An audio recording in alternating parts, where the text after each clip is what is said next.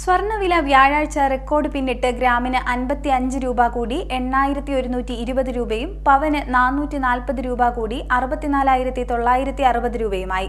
ആഗോളതലത്തിലുണ്ടാകുന്ന സംഭവ വികാസങ്ങളുടെ പശ്ചാത്തലത്തിലാണ് വിലവർധന ഉണ്ടായിരിക്കുന്നതെന്ന് all Kerala gold and silver merchants association general secretary advocate S Abdul Nasar പറഞ്ഞു.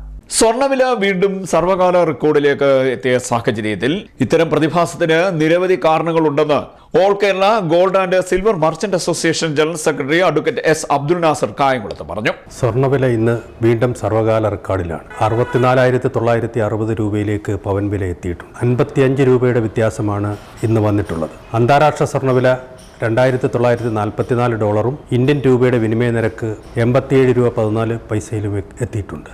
അന്താരാഷ്ട്ര പിരിമുറുക്കങ്ങളും വ്യാപാര സംഘർഷങ്ങളും ഭൗമരാഷ്ട്രീയ പിരിമുറുക്കങ്ങളുമാണ് സ്വർണ്ണവില ഉയരാനുള്ള കാരണം. ട്രംപ് ഇഫക്റ്റാണ് പ്രധാനമായും സ്വർണ്ണവിലയെ സ്വാധീനിക്കുന്നത്. $2,955 മറികടന്നാൽ $3,000 വരെ അന്താരാഷ്ട്ര സ്വർണ്ണവില പോകും എന്നുള്ള സൂചനകളാണ് വരുന്നത്. സ്വർണ്ണവില വ്യാഴാഴ്ച ഗ്രാമിന് 55 രൂപ കൂടി 8120 രൂപയും പവന് 440 രൂപ കൂടി 64,960 രൂപയുമായിരിക്കുകയാണ്. അന്താരാഷ്ട്ര സ്വർണ്ണവില $2,944 രൂപയുടെ വിനിമയ നിരക്ക് 87.10 18 ക്യാരറ്റ് സ്വർണ്ണവില 6,680 രൂപയായി ഉയർന്നു.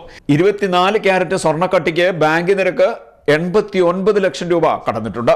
സാധാരണ നിലയിൽ നവംബർ മുതൽ ഫെബ്രുവരി വരെ സ്വർണ്ണവില കയറ്റമുണ്ടാകുകയും മാർച്ച് മാസത്തിൽ വില കുറയുന്ന പ്രവണതയുമാണ് കണ്ടുവരുന്നതെന്നും അബ്ദുൽ നാസർ പറഞ്ഞു. എന്നാൽ ഇത്തവണ $120 കുറവ് വന്നതിന് ശേഷം വിലവർധന തുടരുകയാണെന്നും അദ്ദേഹം പറഞ്ഞു.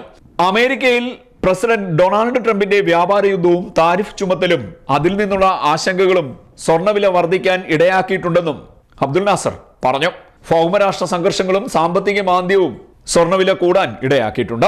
യുഎസിലെ പണപ്പെരുപ്പ ഡാറ്റയ്ക്ക് ശേഷം സ്വർണ്ണവില ഉയരുന്ന സ്ഥിതിയാണ് ഉള്ളത്. ഈ വർഷം അമേരിക്ക പലിശ നിരക്ക് 2 തവണ കുറയ്ക്കുമെന്ന പ്രതീക്ഷയും സ്വർണ്ണവിലയ്ക്ക് ഉത്തേജനം നൽകുന്നതായും അബ്ദുൽ നാസർ വ്യക്തമാക്കി.